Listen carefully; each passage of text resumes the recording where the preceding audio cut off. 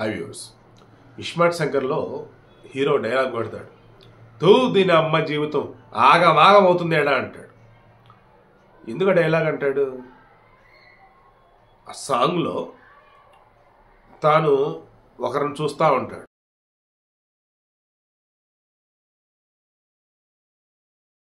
తనకు ఇంకొకరు కనిపిస్తూ ఉంటాడు. అంటే తనేమో ఒక హీరోయిన్ అనుకుంటాడు, ఇంకో హీరోయిన్ కనిపిస్తూ ఉంటుంది. తర్వాత ఇది వేరేలే అనుకుంటా ఉంటాడు, మరలు ఇంకోళ్ళు కనిపిస్తూ ఉంటారు. ఇది కాదు ఇది అది కాదు అని చెప్పేసి ఆ డైలాగులు కూడా ఉంటాయి. ఇప్పుడు ఇదంతా ఎందుకు చెప్తున్నానంటే, ఈ బిగ్ బాస్ షోలో ఎవరైతే గెలిచి ఉన్నారో ఆ కుర్రోడి పేరు ప్రశాంత్ అనుకుంటా, అతనికి సంబంధించి ఒక ఇష్యూ నడుస్తుంది 2-3 రోజులు పెట్టి. ఫస్ట్ సజ్జనార్ సీరియస్ అయ్యాడు. ఆర్టీసీ బస్సుల మీద దాడి చేయడం ఏంటి, ఈవిడికి కేసులు పెట్టండి అన్నారు. దాంతో 147, 148, 149 అతను ఇంకో 2-3 కేసులు పెట్టున్నారు. రెడ్ విత్ 34 అని చెప్పేసి ఇంకా ఎవరైతే అందులో పాల్గొన్నారో వాళ్ళందరి మీద అన్నారు. అప్పుడు ఇక అసలు విషయం ఏం బయటకు వచ్చింది? అసలు ఈ పల్లవి ప్రశాంత్ ఆ కుర్రాడు ఎవరైతే గెలుచున్నారో అతను రైతు బిడ్డ అంటూ సింపతి క్రియేట్ చేసుకున్నాడని, జనాలు కూడా అతనికి అలాగే సపోర్ట్ ఇచ్చారని, ఆ తర్వాత ఫైనల్లో విన్నర్ ఎవరో ఏంటి తెలియని తర్వాత జనాలు ఆడ గుంపుగా వచ్చున్నారని, ఈ మూమెంట్లో గొడవ అయ్యేలా ఉందని చెప్పేసి అతను వేరే రూట్ ద్వారా పంపిన అతను మరలా వెళ్ళి మరీ డ్రైవర్లు అయినటువంటి సాయి కిరణ్ తర్వాత రాజు అనే వ్యక్తితో కలిసి మరలా మెయిన్ రూట్లోకి వచ్చారని, దాంతో అతను ఫ్రెండ్స్ హడావుడి చేస్తూ అక్కడే ఉన్నటువంటి అమర్దీప్ కారు మీద దాడి చేశారని, ఆ గీతురాయల అనే అమ్మాయి ఎవరైతే ఆమె కారు మీద దాడి చేశారని, అశ్విని అనే ఆమె కారు మీద కూడా దాడి చేశారని, దీంతో గీతురాయలు అశ్విని వచ్చేసి పంచగొట్ట పోలీసులు కంప్లైంట్ చేశారని, అండ్ పోలీస్ కారు మీద కూడా దాడి చేయడంతో ఆ పోలీసులు అండ్ ఆర్టీసీ దాని మీద ఆర్టీసీ వాళ్ళు అంతా కలిపి పబ్లిక్ ప్రాపర్టీ డ్యామేజ్ అని చెప్పేసి కేసు పెట్టారని, జూబ్లీ స్పేస్లో కేసు నమోదైంది. ఇవన్నీ మనం విన్నాం.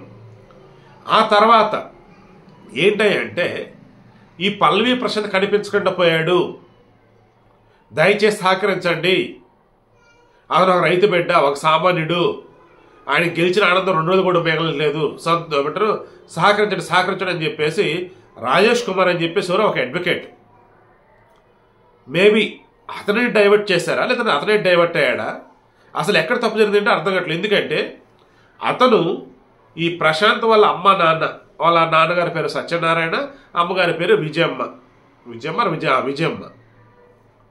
వీళ్ళది వచ్చేసి సిద్దిపేట జిల్లా గజ్వేల్ నియోజకవర్గం కొలుగూరు. వీళ్ళు గజ్వేల్లో ఉన్నటువంటి ప్రెస్ క్లబ్లో ఈ ప్రెస్ మీట్ పెడతాం జరిగింది. ఎవరు? ఈ లాయరు అండ్ వాళ్ళ అమ్మ నాన్న ఇద్దరు కలిగారు. అందులో ఏం చెప్పాడండి, అసలు ప్రశాంత్ మీద నమోదైన కేసు వివరాలు ఇవ్వమని చెప్పేసి ఎఫ్ఐఆర్ వివరాలు మేము అడుగుతూ ఉన్నాం, అవేమో ఆన్లైన్లో పెట్టలా, మేము అడుగుతున్న ప్రాపర్ రెస్పాన్స్ ఇవ్వట్లా. ఇప్పుడు మాకు ఆ డీటెయిల్స్ ఇస్తే, ఎఫ్ఐఆర్ డీటెయిల్స్ ఇస్తే అతనికి ముందస్తు బెయిల్ తీసుకోవటమా, లేదన్నప్పుడు హైకోర్టుకు వెళ్ళి క్వాషోలో చేసే కేసు కొట్టేపించడమా ఏంటనేది తేలిద్ది. అసలు మాకు ఎఫ్ఐఆర్ కాపీలు ఇవ్వట్లేదు, ఎఫ్ఐఆర్ ఏంటో కూడా తెలియకుండా ఇలా చేస్తే ఎలాగా?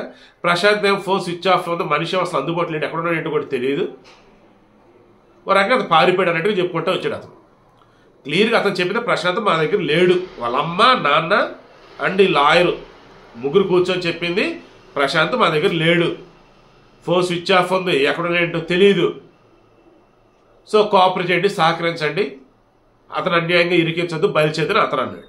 వాళ్ళ అమ్మని కూడా ఆల్మోస్ట్ అంతే వర్షం. ఇప్పుడు కొద్దిసేపు క్రితం ఒకటే హడావుడి, నేను ఎక్కడికి పోలేదు ఫ్రెండ్స్, నా సపోర్ట్ ఎప్పుడు మీకు ఇవ్వాలి, మీ సపోర్ట్ ఎప్పుడు నాకు ఇలాగే ఉండాలి ఫ్రెండ్స్ అంటూ హడావుడి. ఎవరైనా అని చెప్పి చూస్తే ఆ కుర్రోడ్ మీదనట ఈ ఇష్యూ అంతా నడుస్తుంది. నేను బిగ్ బాస్ చూడను, సో నాకు అందుకు డీటెయిల్స్ పూర్తిగా తెలియదు. ఈ కేసు తాలూకు అప్డేట్స్ కావాలి కాబట్టి ముందు వెనక చెక్ చేసుకొని ఇస్తున్నారు. అతనేమంటాడు ఆ వీడియోలో, నేను ఎటు వెళ్ళలేదు ఫ్రెండ్స్, మా ఊర్లోనే ఉన్నా, ఫ్రెండ్ అయ్యప్ప చేసి భజన కార్యక్రమం ఉంటే అటు వచ్చున్నాను, నా ఫోన్ స్విచ్ ఆఫ్ అయింది, నేను చూసుకోలేదు అని ఏదేదో చెప్తా ఉన్నాడు. అతను హైదరాబాద్ నుంచి వచ్చాడు, వాళ్ళ అమ్మ నాన్న కనపడకుండా పోతాడా? ఫోన్ స్విచ్ ఆఫ్ అయింది, వేరే వాళ్ళ ద్వారా వాళ్ళ అమ్మ నాన్న చెప్పాలా? ఇతను ఎంతసేపు కనపడకుండా ఉంటే వాళ్ళ అమ్మ నాన్న రకంగా బాధపడుతూ ఒక లాయర్ని పిలిపించి మరి అలా పెట్టారు, లేకపోతే వాళ్ళ అమ్మ నాన్నకి తెలియకుండా ఇతను వేరే చోట ఎక్కడైనా ఉంటూ ఉన్నాడా? మధ్యలో లాయర్ వచ్చేసి మరి ప్రెస్ క్లబ్కి తీసుకొచ్చి మరి వాళ్ళ అమ్మనంత ప్రెస్ మీట్ ఎందుకు పెట్టాలి? ఈలోపు మరి జనాలు వచ్చేసి మీడియా వాళ్ళు వచ్చేసి ఇచ్చిన న్యూస్ల తాలూకు మంచి అబద్ధాలు అంటాడు ఈ ప్రశాంత్ వచ్చేసి. మరి అబద్ధాలు వీళ్ళమైతే మరి లాయర్ సంగతి ఏంటి? లాయర్తో పాటు ఉన్నటువంటి ఈ ప్రశాంత్ వాళ్ళ అమ్మ సంగతి ఏంటి? వాళ్ళు కూడా అబద్ధాలు చెప్పారా ఇతను అబ్స్కాండ్ అయ్యాడు లేదంటే ఎటు తెలియట్లేదని? మనకుండా ఇన్ఫర్మేషన్ ఏంటి? ఇష్యూ జరిగింది ఎప్పుడు? మన సండే, సోమవారం, మంగళవారం, ఈరోజు బుధవారం. ఈ మధ్యలో 2 రోజులు వచ్చేసి కుర్రాడు ఎక్కడున్నాడు ఏంటంటే అంటే ఫోన్ స్విచ్ ఆఫ్ ఉంది, ఎక్కడున్నా ఏంటో తెలియటం లేదు, కొమరల్లి అని చెప్పేసి లాస్ట్ లొకేషన్ అని చెప్పేసి అని చెప్పి అదొక వార్తలు వచ్చాడు. ఈరోజు ఇతను వచ్చేసి ఏమంటాడు, నేను ఎక్కడే ఉన్న ఊర్లో ఉన్న కావాలంటే అడగండి అని చెప్పేసి ఆ పక్కన ఉన్న వాళ్ళ చేత వీళ్ళ చేత మాట్లాడిస్తాడు.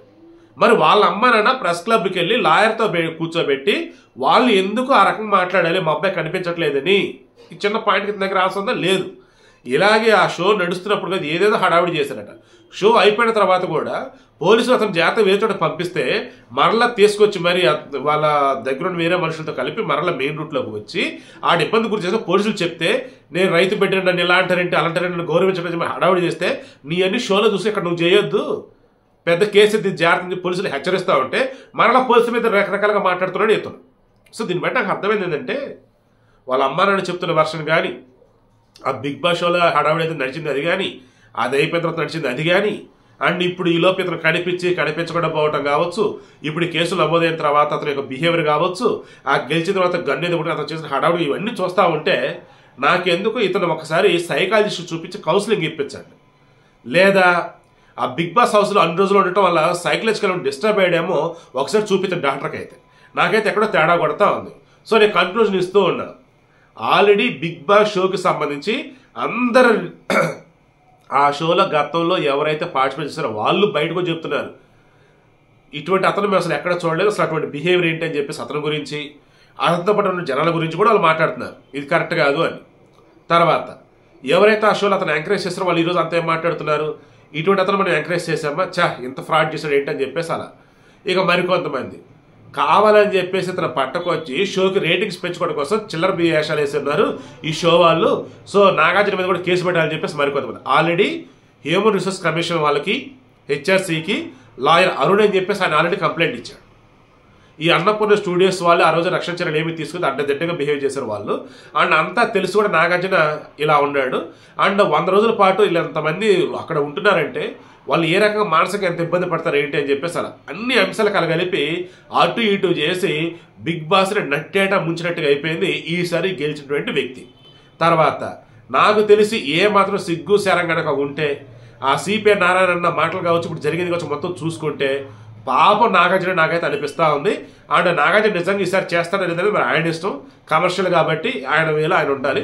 బట్ ఎందుకు సిగ్గు శరం ఉన్న వాడు ఎందుకు యూజ్ చేశారంటే ఈసారి బిగ్ బాస్ మీద వచ్చినటువంటి వ్యతిరేకత కానీ, చిచ్చి ఇదా అని చెప్పి జనాలు వస్తున్న స్పందన కానీ, ఇవన్నీ చూస్తుంటే ఎవరు కూడా అబ్బో బాబో ఇంకొద్దరు నాకు అది అన్నట్టుగానే అనుకుంటారు.